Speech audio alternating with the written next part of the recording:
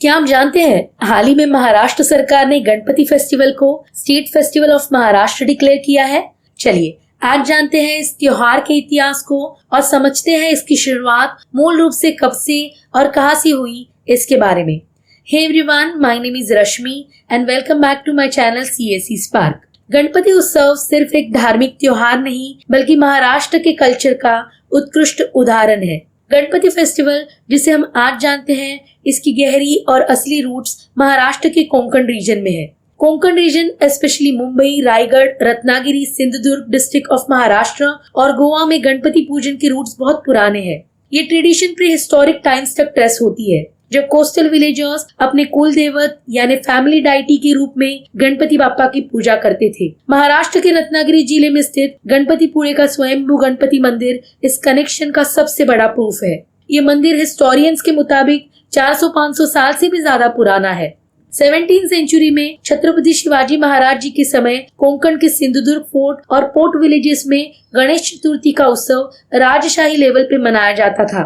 18वीं century में पेशवास, जिनके roots भी कोंकण से जुड़े थे, जिन्होंने गणपति फेस्टिवल को रॉयल पैटर्नेज दिया और उन्होंने इसे घर घर का त्योहार बना दिया। कोंकण रीजन महाराष्ट्र का बहुत ही खूबसूरत और इम्पोर्टेंट कोस्टल एरिया है। ये ज्योग्राफिकली एक लैंड की स्ट्रिप है जो अरेबियन सी और वेस्टर्न घाट्स यानी सह्याद्री के बीच में मौजूद है। इस जगह का कल्चर, फूड, ज्योग्राफी और इसकी लोकेशन की वजह से ये रीजन यूनिक और अलग है। ये वही रीजन है जहाँ का अल्फांसो मैंगो यानी हापुस आम पूरे विश्व में फेमस है। ये महाराष्ट्र का ऐसा रीजन है जहाँ सबसे ज्यादा बारिश होती है। यहाँ राइस की खेती की जाती है। जब मानसून का सीजन खत्म होता था और फसल काटने की तैयारी होती थी, तब गणपति बाप्पा की मूर्ति को घर में लाया जाता था।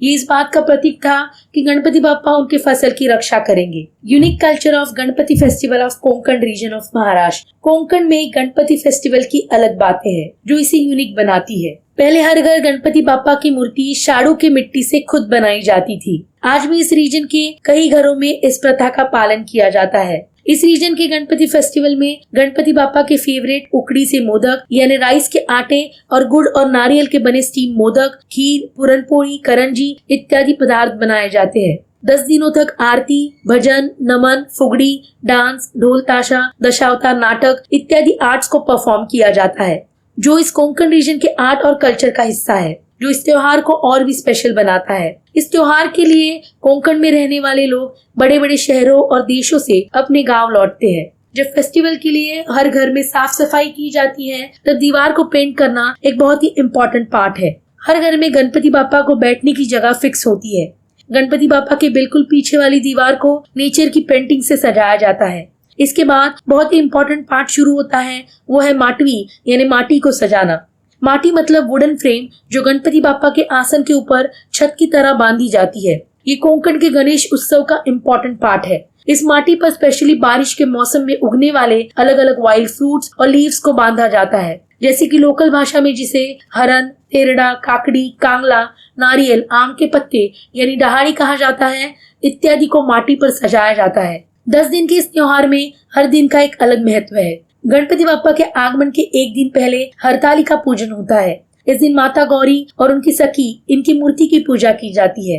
भाद्रपद शुक्ल चतुर्थी को गणपति बाप्पा का आगमन होता है और बाप्पा की प्राण प्रतिष्ठा की जाती है और पहली आरती होती है और बाप्पा को नैवेद्य दिखाया जाता है। इसके दूसरे दिन को ऋषि पंचमी के रूप में मनाया जाता है और इसी दिन गणपति बाप्पा के वाहन मूषक जी को खीर का नैवेद्य दिखाया जाता है। 3rd या 4th डे गौरी आगमन के रूप में मनाया जाता है। इसके पीछे कथा यह है कि माता गौरी अपने मायके यानी अपने भक्तों के घर आती है और एक दिन वहां रुकती है। इसके दूसरे दिन महाराष्ट्रियन कल्चर में शादी के बाद फर्स्ट ओसा माता गौरी के सामने भरने की विशेष परंपरा है। ओसा महाराष्ट्रियन कल्चर में एक खास रिचुअल है जिसमें घर की सुहागन महिलाएं एक विनोइंग ट्रे, जिसे मराठी में सूप कहा जाता है, उसमें कुछ ऑस्पिशियस यानी शुभ चीजें रखकर माता गौरी को ऑफर करती है। अगले दिन गौरी गणपति विसर्जन का दिन होता है। इस दिन इस रीजन का एक यूनिक कल्चर है, जो ये है कि यहाँ के लोग इस दिन माता गौरी को एक स्पेशल प्रसाद यानी भाकरी भाजी यानी राइस की रोटी और सब्जी का नैवेद्य दिखाते हैं। ऐसा माना जाता है इस दिन माता गौरी गणपति बाप्पा को लेकर कैलाश वापस लौटती है। हालांकि कई घरों में इस त्योहार को अनंत चतुर्दशी के दिन तक मनाया जाता है। इस दिन भगवान विष्णु जी के अनंत रूप की पूजा की जाती है और गणपति बाप्पा को बहुत ही भारी मन से विसर्जित किया जाता है।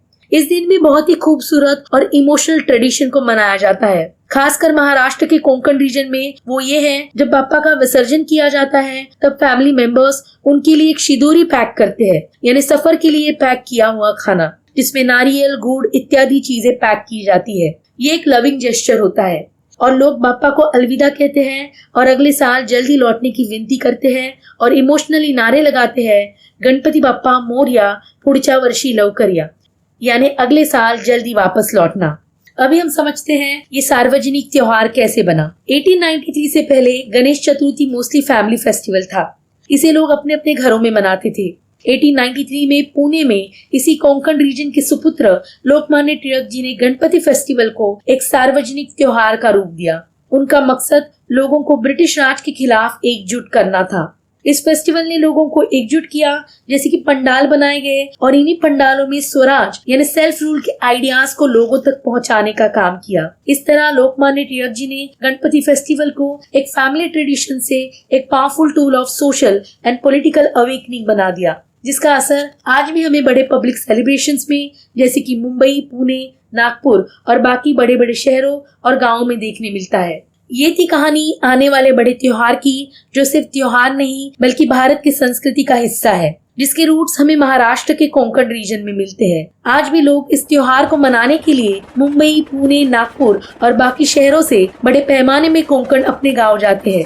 इस त्योहार की परंपरा और इसकी ओरिजिनल ट्रेडिशंस को जानने के लिए एक बार मौका मिले तो कोंकण जरूर जाइएगा, जहां आपको कोंकण की मिट्टी, नमक से भरी ठंडी हवा और मानसून के बाद हर घर से एक ही पुकार, गणपति बाप्पा मोरया, जरूर सुनाई देगी। ये इन्फॉर्मेशन आपको कैसे लगी प्लीज मुझे कमेंट करके जरूर बताइएगा और ऐसे ही नए नए वीडियोस के लिए मेरे चैनल को लाइक, शेयर एंड सब्सक्राइब जरूर करिएगा। Till then, good bye, take care and Jai Hind.